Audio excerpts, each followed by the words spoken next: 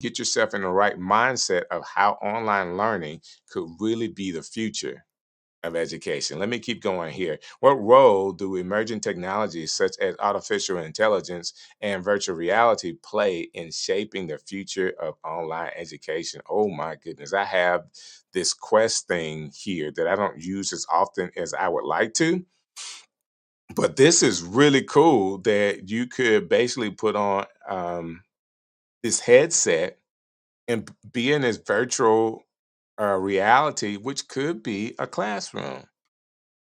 So just like how I am teaching or talking now, you can have your virtual headset on, be in a classroom with other people, and actually see my video on the wall that I'm teaching right now. That is possible. Okay. So a teacher could be live. You can be in a classroom setting with your Quest headphones or artificial reality headset on, earpieces, the whole nine, and be in the classroom around other people. And you could have your own customized avatar while you do it. There, you got to be thoughtful. You got to be thoughtful. All right, what's the next thing? Next question. Can online learning effectively address the diverse needs of students, including those who may learn differently? It can. It can. One of the things about online learning, I said earlier that it's cheaper. So, what if schools decide that, hey, we want to have multiple teachers for the same class? And what happens is you get an opportunity to see who you resonate best with, who teaches it best on your level to where you understand it. And basically, you go with that person.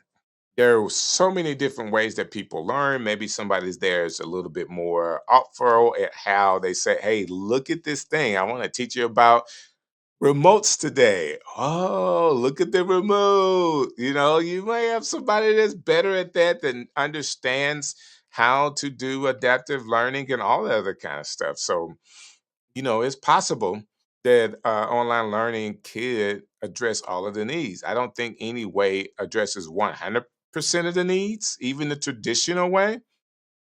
But man, doing it on your own time could be a big deal. All right, so the next one. How might the job market respond to a generation of students who have primarily experienced online education? Technology is growing so rapidly. Have you ever watched a 2-year old play with a iPad? It's like it's so intuitive for them without any learning, without any teaching, they could swipe through pages and get to where they want to go. I've seen it myself. Like it's so intuitive, the technology that we have right now. There will be a group of people. Yes, I do think that some of our young people, even today, struggle with community, struggle with the anxiety of being around other people.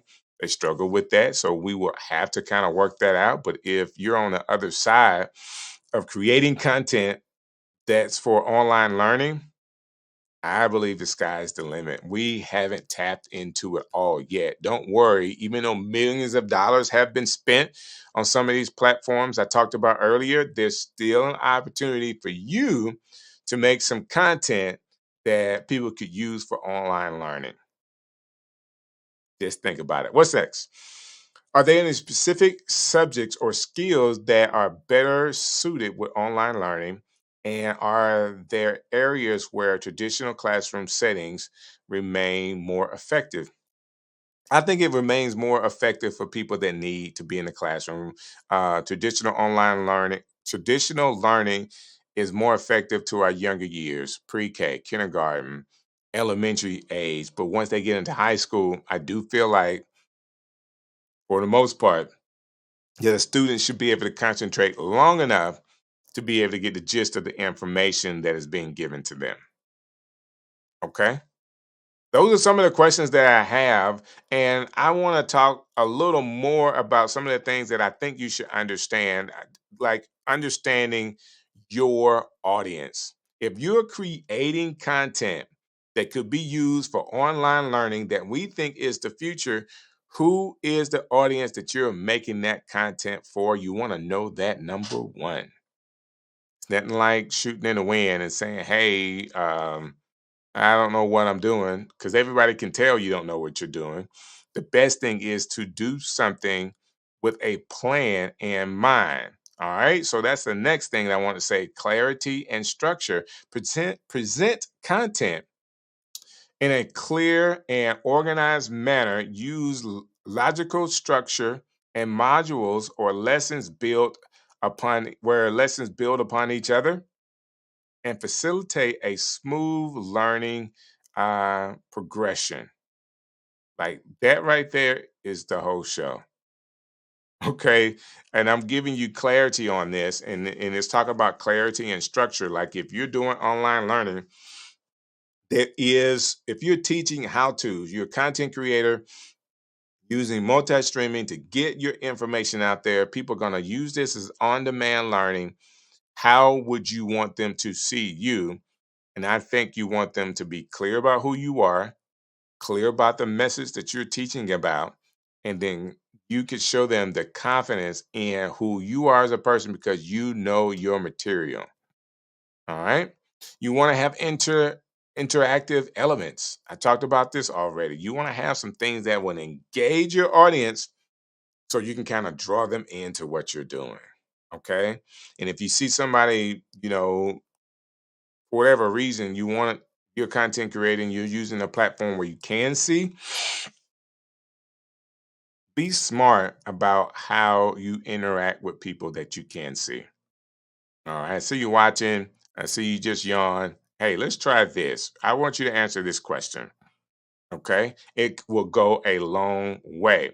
Um, Multi-modeling content, use a variety of content formats such as videos, text, infograms, and interactive exercises.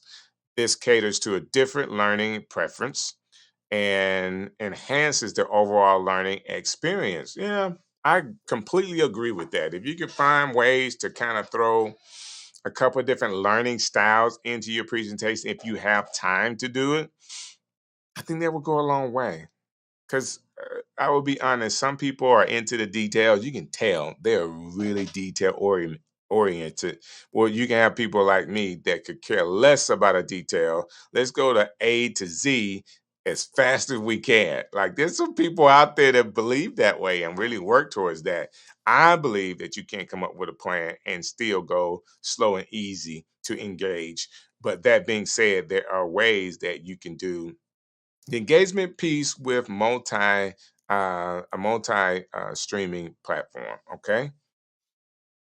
Engaging visuals. Visuals can significantly enhance comprehension. All right. So there's no way of getting around it. If you can find, hey, I have one remote, I have two remotes. Together, I have one remote here, one remote here. Together, how many remotes do I have? One here, one here. Guess what? I have two remotes. Now, that's completely elementary, kindergarten level, all of that. But I'm just showing you the elements of how easy it can be when you are teaching to add visuals and how that those visuals draw you in. You had a choice to make as you were watching the visuals that I did, whether you're going to engage with the remotes or not. Like he's just sitting on his desk. He didn't even think about what he was doing, but it worked. Okay. It worked. You want to be able to also clearly communicate, clearly communicating learning objectives, instructions, and experiences, provide a roadmap for the course, helps learners understand what they will gain from your course. I'm making it simple for you. If you guys get this, you are well on your way to being great. I mean, great content creators that are doing online learning. So, there's also feedback mechanisms. Establish a mechanism to help feedback. Now, our feedback is the comments, of course. Like you can tell me however you thought about today, good, bad, or indifferent. You can just put that into the notes, or you can, check the box saying that you were here. All of those things make sense. All right. Accessibility, ensure that your content is accessible to a diverse audience. Now, if you put it up on YouTube, guess what? It's a diverse audience. All right. Including those with disabilities. You want to be mindful that people with disabilities maybe not being able to hear. So you want to do something with subtitles or make those subtitles available for people. YouTube is a great way to be able to do that, to be sure that the subtitles show up on the screen so that anybody could have fun while they watch your video. Um, Tech-friendly approach. Recognize that technology proficiency of the audience and design can actually make it user friendly. So you want to be sure that you're doing all you can to make sure that when you program a button, the button on your platform that you're using goes to the right direction. It is oh so important. And then out of that, depending on how you do it, you can really build a community around your multi-streaming, using it as a platform to learn and also as a opportunity to help somebody else. Okay. I didn't move my mouse. I thought maybe that was the last one. I got a couple more here. I was talking about building a community. Now, continuous improvement, regularly gather feedback and analyze data on learning engagements. I like that. So if you have some way for one thing Udemy has, they can tell you how long someone actually watched one of your videos.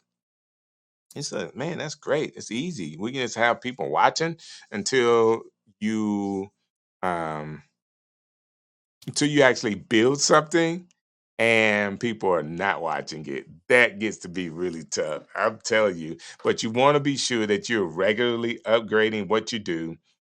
Don't have to do it on a weekly basis, but a monthly basis, you might want to upgrade just to keep the people's attention. Okay. And that's some of the things I wanted to go over today as we're, taking this masterclass, that multi-streaming boot camp seriously. I want you to understand the things that I talked about tonight. I want you to go back and watch this video and say, was he right in some of the things that I said? Is he explaining this in a way that I can learn and know and do? I think I am, but I want to be sure you are getting this. And I will be talking about subjects like this all month. So please go back, watch the whole show in the replay, hit the like button. If you haven't subscribed, subscribe to the channel and lock in with me for the rest of the month as I talk about how you're able to use multi-streaming in so many different ways. It is a continuation from what we did last week, but my goodness, we're going deeper. Like, yes, we're going deeper. And I asked some questions and answered some questions today, and I hope that you learned something. And again, if you did, hit the like button for me. And I will see you guys next week. This is really, really cool.